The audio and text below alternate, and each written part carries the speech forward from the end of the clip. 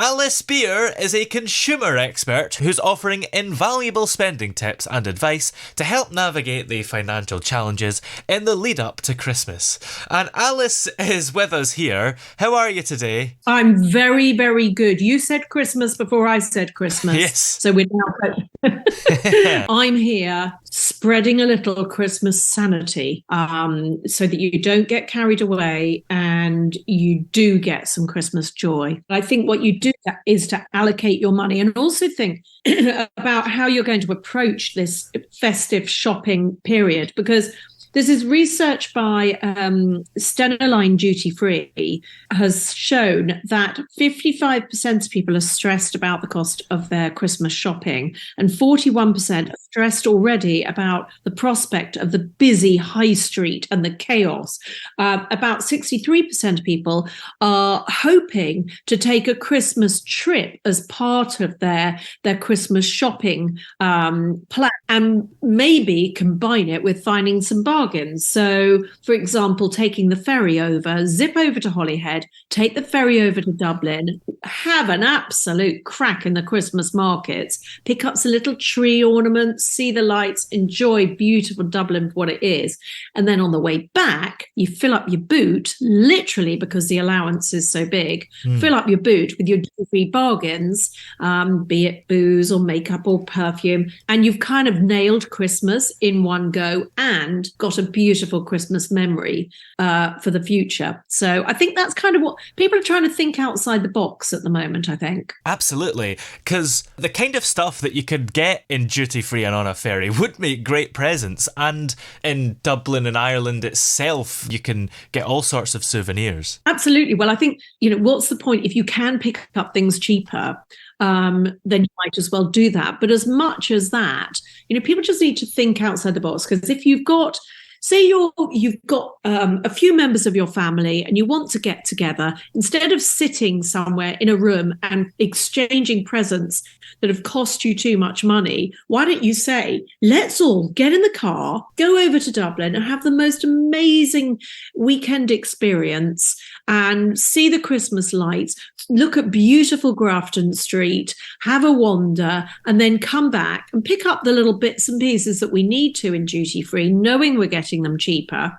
And that is a memory you're going to remember. Nobody ever remembers what they gift other people or what they give them, but you do remember a Christmas trip to a Christmas market, the smells, the sights, the sounds. You'll remember that. And I think it's time to do something different, really. Yeah, absolutely. Now more than ever, it's time to think outside the box and do different things, because as you say, you're going to get things cheaper and remember it more. It's such a great idea in the current climate. Yeah, absolutely. I mean, people are worried about shopping. People are worried about bargains and duty free. You've got to do your comparisons. Yeah. But if you're buying a bottle of gin because you need it for Christmas and it's just 11 quid and you can't get it for that in the shops, then that's good. And if your perfume is sort of 30% cheaper, then you might as well have it. And if your allowance is really generous, then you really can nail Christmas and save money. And I know a lot of people will be saying that I can't actually take a trip this year,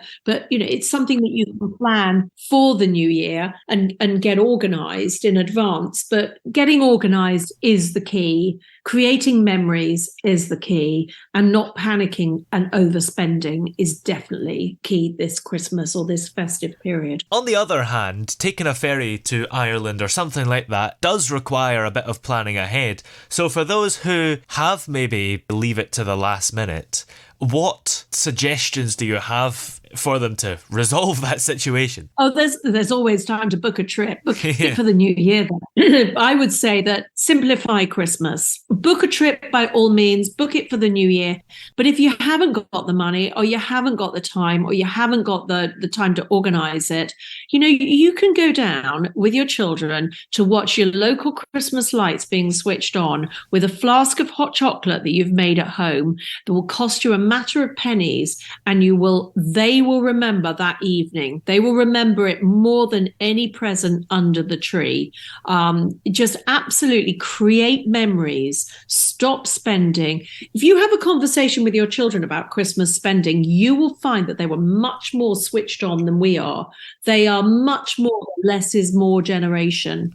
My 20-year-olds are always saying to me, we don't need to buy as much stuff for Christmas this year. They're absolutely right. We don't need any more clutter in our houses. We can just sell the stuff we've got and not buy more, not replace it with more. Don't give in to the pressure. That's what I'd say. Absolutely. And your idea of a ferry trip is not just a Christmas thing, really. It works for all year round if you want to create memories. Absolutely. Well, I'm slightly biased because I've got a daughter who's